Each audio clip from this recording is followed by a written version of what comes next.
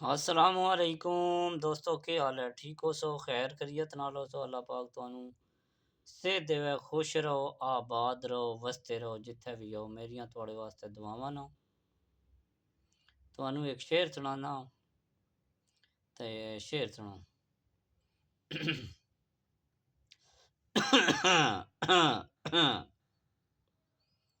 ਸਜਣਾ ਚੁੱਪ ਵਿੱਚ ਹੁੰਦੇ ਹਜ਼ਾਰੇ ਪਰਦੇ,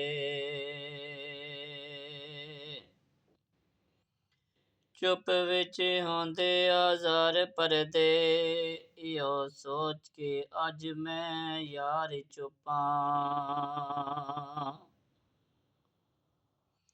ਮੇਰੇ ਸਬਰ ਦੀ ਹੱਦ ਵੇਖ ਤਾਂ ਸਹੀ, ਮੇਰੇ ਸਬਰ ਦੀ ਹੱਦ ਵੇਖ ਤਾਂ ਸਹੀ। ਤੇਰੇ ਸਿਤਮ ਅੱਗੇ ਸਿਤਮਗਾਰ ਚੁੱਪਾਂ,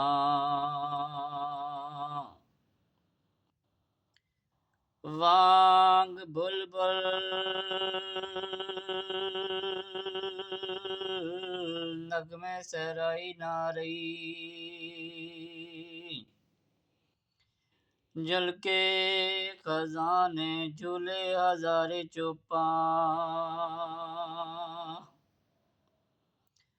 ਤੂੰ ਬਦਨਾਮ ਨਾ ਹੋਵੇਂ ਸ਼ਹਿਜ਼ਾਦੀ ਕਹਿੰਦਾ,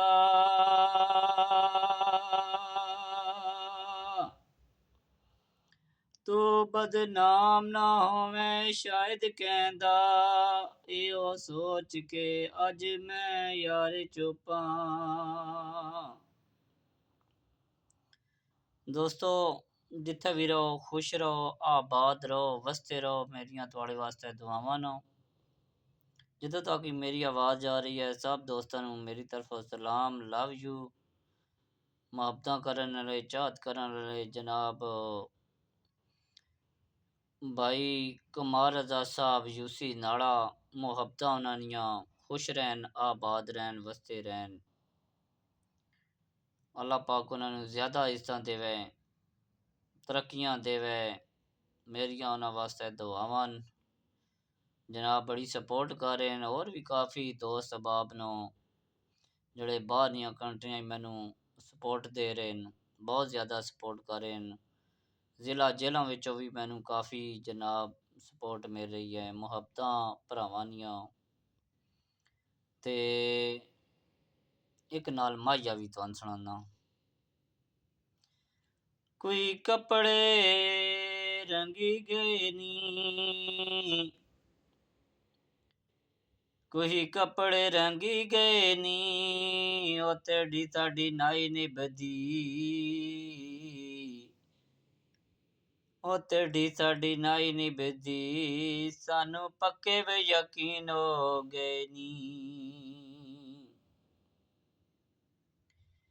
ਮਜ਼ੇ ਠੰਡੀਆਂ ਛਾਵਾਂ ਦੇ, ਅਸਾਂ ਤਾਂ ਗਰੀਬ ਬੰਦੇ, ਦਿਲ ਸਾਡੇ ਬਾਦਸ਼ਾਹਾਂ ਦੇ।